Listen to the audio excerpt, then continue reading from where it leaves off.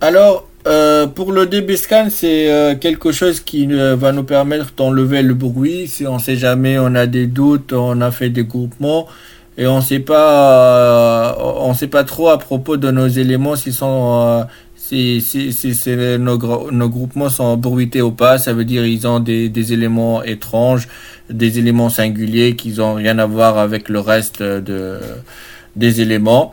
Donc, par exemple, j'ai fait un CAMIS, un algorithme de clusterisation CAMIS. Et donc, à la fin, j'ai eu trois groupes. Ok, le premier, voilà, dans les limites sont en rouge. Le deuxième et le troisième. Les étoiles sont les supposés centres de ces groupes-là. D'accord? Bon. On voit très bien on a des éléments qui vont ensemble, qui sont proches de leur centre, et on a des éléments qui sont loin de leur centre. Par exemple, dans ce groupement-là, j'ai ces éléments sont proches du centre et un élément très très loin du centre. Là, par exemple, statistiquement, j'ai remarqué des choses. Bon, comment j'ai enlevé ce bruit? DBScan, un algorithme qui va me permettre d'enlever le bruit dans un optique. Bien sûr, on a des avantages, on a des inconvénients, mais dans un optique de déterminer dans quel rayon, à partir de quel moment, on peut avoir un bruit. On peut considérer un bruit et à partir de quels éléments appartiennent au cluster. Ça veut dire qu'ils s'approchent bien de leur centre.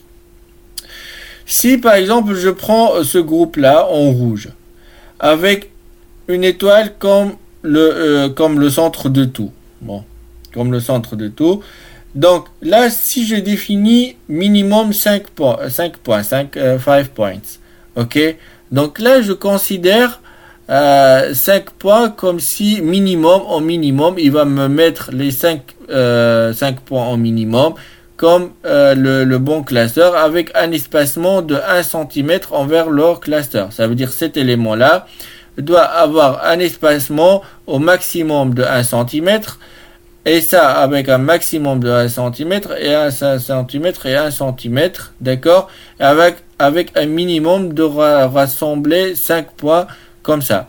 Donc dans le deuxième groupe, là on voit qu'on a par exemple 6 éléments avec un espacement de 1 cm envers leur centre.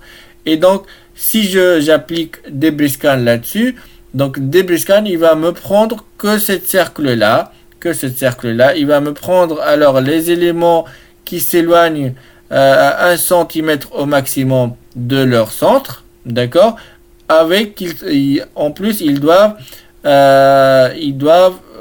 égal 5 éléments au plus. Donc pour DBScan, il va me sortir ce petit groupement-là qui est en pointillé bleu, ce groupement-là et ce groupement-là. D'accord? Et donc, il va me sortir ces éléments-là, comme si bien ils sont bien proches de leur centre. Et pour les éléments qui restent, il va me dire que ça, c'est des éventuels bruits par rapport à leur groupement d'origine. Donc à partir de ça, moi je peux faire beaucoup de choses. Hein. Je peux déterminer à quel degré mon système est bruité.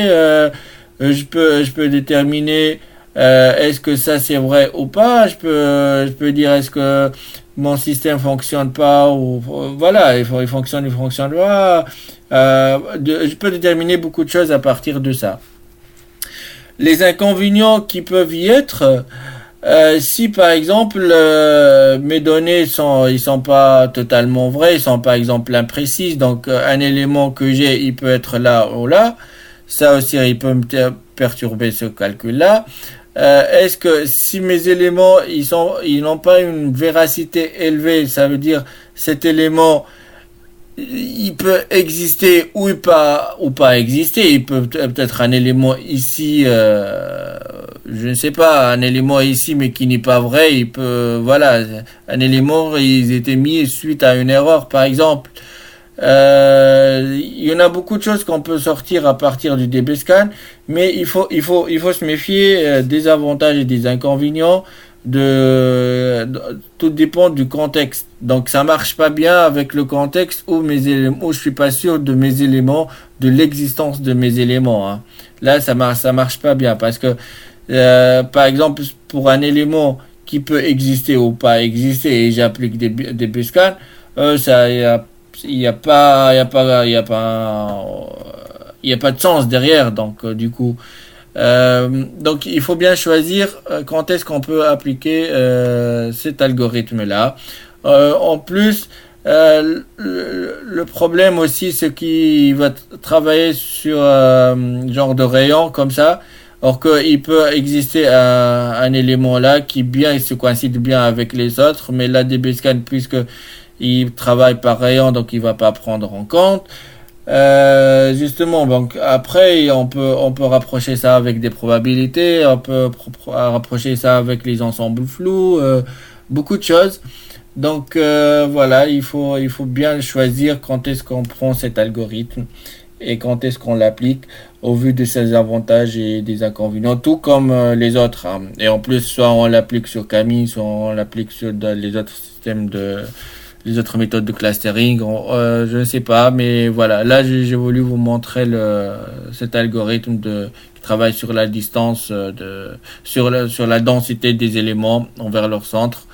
Et puis, voilà, je vous laisse à découvrir. Merci et à la prochaine.